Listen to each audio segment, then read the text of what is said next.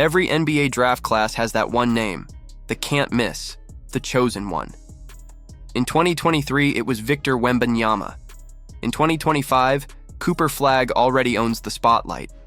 But somewhere in between those two monoliths of hype and certainty, there was the 2024 NBA draft, a class that didn't have a clear alpha.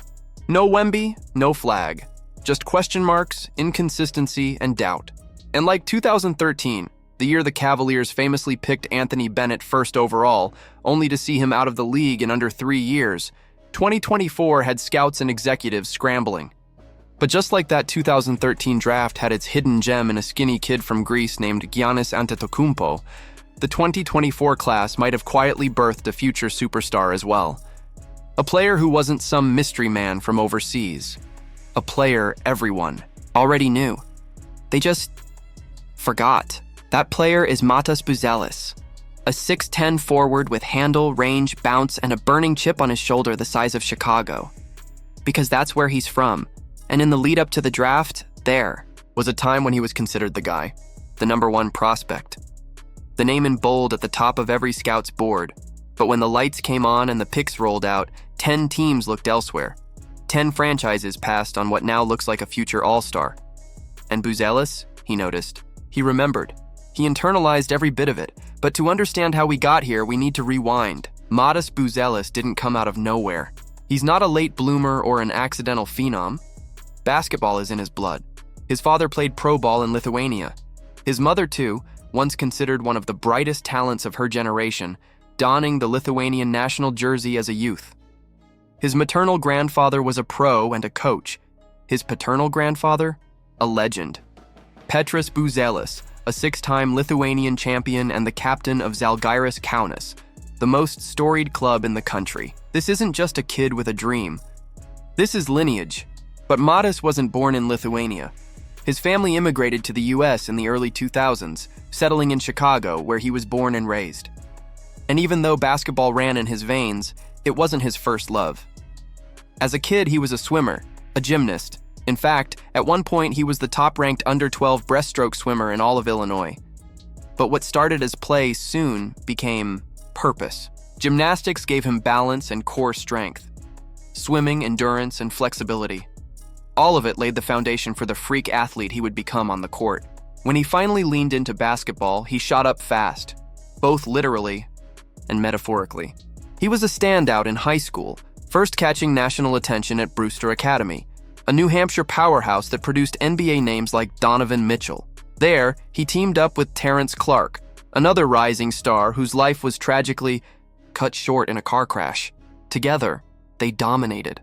But when Matas transferred to Sunrise Christian in Kansas, he truly leveled up. He won Gatorade Player of the Year in both states, dropped 15 points a game on 54% shooting as a senior, and then there was the showdown against Cooper Flagg and Montverde. All eyes were locked in, the two top dogs, and Buzelis dominated.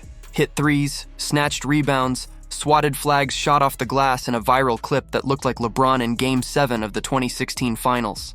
Scouts weren't just watching, they were taking notes. He lit up the McDonald's All-American game, threw down dunks in the Jordan Brand Classic, but it was the McDonald's dunk contest where he really made waves. Everyone tuned in to see Bronny James, but Matas stole the show. This 6'10 white kid from Chicago with Lithuanian roots was floating, dunking with flair, making it look easy. When it came time to choose his next step, Buzelis made a bold choice. He turned down blue blood offers from Kentucky, North Carolina, and Florida State. Instead, he signed a $1 million deal with the G League Ignite, a program designed to fast-track elite prospects to the NBA. He wanted the challenge, the pro-level coaching, the real competition. And at first, it seemed like the perfect call. He and Ron Holland were pegged as top 3 picks. Matas was, at worst, expected to go 2nd or 3rd overall. But then the season happened. The Ignite were a disaster. They lost 32 games in a row, finished 2-34, their worst season ever. And suddenly, the shine faded. It didn't matter that Buzelis averaged 14 points, nearly 2 blocks, and 2 steals per game. It didn't matter that he shot 45% from the field. Scouts saw a struggling team, a program falling apart, and they started to wonder, If Buzelis and Holland can't win in the G League, how are they going to carry an NBA team? What made things worse was the collapse of the G League Ignite itself. The program was shut down, publicly blamed on the rise of NIL money in college, but the truth was harsher. It had become a failed experiment. Top picks like Jalen Green and Scoot Henderson hadn't made the leap everyone expected. Confidence in Ignite tanked. And so did Buzelis' draft stock.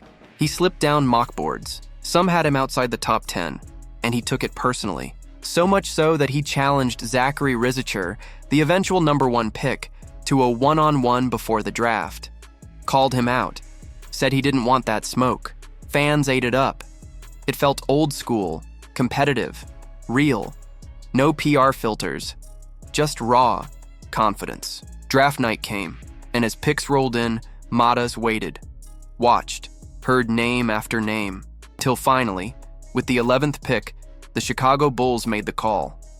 They brought the kid home, the prodigal son, and the city embraced him like a long-lost heir. This was the team of Michael Jordan, of Derrick Rose. Could Buzelis be next? Summer League gave the first glimpse. He dropped 28 points against the Warriors, hitting 4 of 8 from 3. But the real drama was the Bulls versus Hawks game, Buzelis versus Rizicher. Everyone wanted to see the one-on-one beef spill onto the court, but Rizicher never played. And in that silence, Buzelis said everything he needed to. Still, he had to prove it in the league. And the Bulls didn't hand him anything. For the first 45 games, he barely cracked the rotation. Fans were furious. Why keep a lottery pick on the bench for a team going nowhere?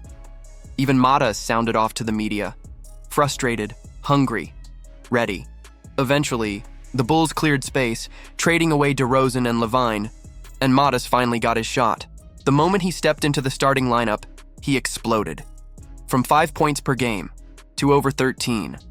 From forgotten rookie to rising force, he dropped 31 points on the Lakers in LA, 5 threes. Total confidence. Then torched the Mavericks for 28, 9, and 6. He wasn't just contributing, he was commanding. And off the court, his mindset was just as impressive. He said he wanted to be one of the greatest of all time.